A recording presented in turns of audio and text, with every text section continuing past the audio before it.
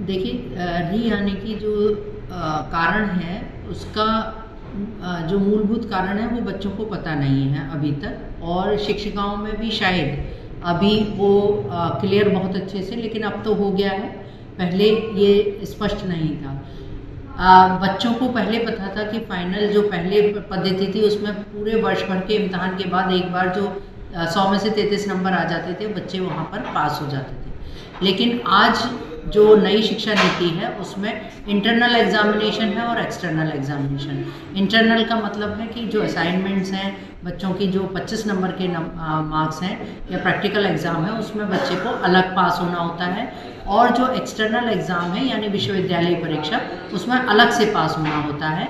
अब मिला के पास नहीं होते, उसमें अलग पास होगा, उसमें अलग पास होगा, तभी उसका ग्रेड बनेगा, क्रेडिट बनेगा। कहीं कहीं बच्चों का यही हो रहा है कि बच्चे किसी एक में भी फेल हुए हैं तो उनका फेल का रिजल्ट वो पास नहीं होते।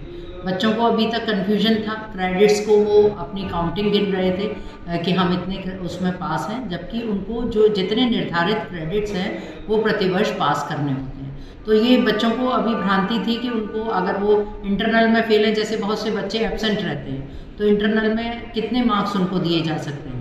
जब बच्चे इंटरनल असाइनमेंट ही नहीं दिया या कुछ नहीं किया तो उसमें बच्चे रह जाते हैं। तो अभी जैसे को करिकुलर का इम्तहान हुआ था तो उसमें दोनों में मिला करके फिर विश्वविद्यालय ने अपनी पद्धति रखी है, तो बच्चे कुछ क्लियर किए हैं, कुछ फिर भी रह गए। तो री एग्ज़ाम आने की बड़ी वजह ये है कि बच्चे यहाँ प्रेजेंट नहीं है, कॉलेज प्रतिदिन नहीं आते हैं, और प्रतिदिन कॉलेज आने से बहुत सारी जानकारियाँ शिक्षकों के माध्यम से, कॉलेज के माध्यम से उनको मिलती हैं। बच्चे आते नहीं हैं, और फिर मल्टीपल दूसरा एक और कारण, एक कारण तो ये, और दूसरा जो मैं समझती हूँ, पहले जो अभी विश्वविद्यालय कर रहे थे, पिछले सालों में मैं भी किया, वो मैनुअल इवैल्यूएशन था, यानी कि शिक्षक खुद ही कॉपी जांचते थे, लॉन्ग क्वेश्चंस होते थे जिसमें बच्चे कवर अप कर देते थे। लेकिन अब मल्टीपल चॉइस है, अगर बच्चे का गलत है तो गलत है और सही है तो सही है। तो बहुत सारे बच्चे मल्टीपल चॉइस को भी नहीं निकाल पाते हैं, इस वजह से वो री एग्ज़ाम में रह जाते हैं, वो फेल हो जाते हैं और फिर री एग्ज़ाम उनको देना होता है। यद्यपि मैं री एग्ज़ाम के विषय में एक बात बहुत अच्छी कहना चाहूँगी यहाँ पर, कि पहले बच्चे को जो री एग्ज़ाम देना होता था 2 पेपर में देना होता था और दोनों की अलग अलग फ़ीस जाती थी। अब विश्वविद्यालय ने एक ही फ़ीस में सारे री एग्ज़ाम, यदि बच्चा 2 सब्जेक्ट में फेल है, 3 में फेल है, सभी में वो एक ही फीस में करा रहे हैं।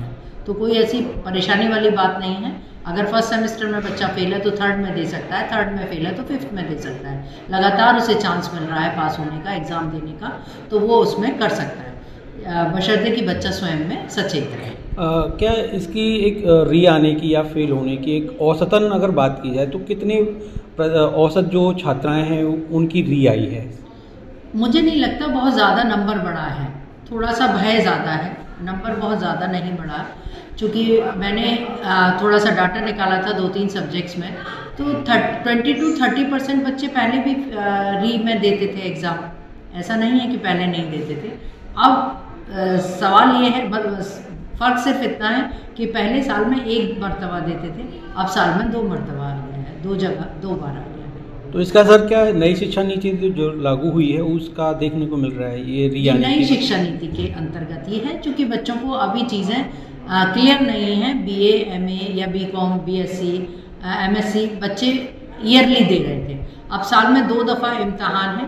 जब तक कोर्स सिलेबस पूरा होता है तब तक इम्तहान का टाइम आ जाता है, इम्तहान ख़त्म होता है तुरंत क्लासेस शुरू हो जाती हैं, बच्चे भी रेस्ट नहीं कर पा रहे हैं, वो सोच नहीं पा रहे हैं। तो थोड़ा सा अभी इसको प्रैक्टिस में, प्रैक्टिकल आते आते थोड़ा सा समय लगेगा।